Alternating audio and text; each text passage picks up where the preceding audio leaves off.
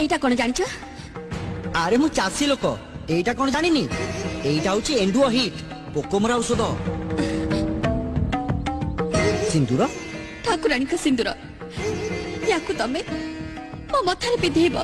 ଉର୍ମି, ଗାଁ ଲୋକଙ୍କ ଟାହି ଟାପରା, ନିଆଁ ପାଣି ବନ୍ଦ ଧମକ ଆଉ ମୋ ବାପା ମାଙ୍କ ମାନ ରଖିବା ପାଇଁ ମୋ ପାଇଁ ହୁଏତ ଇଏ ନହେଲେ ଇଏ।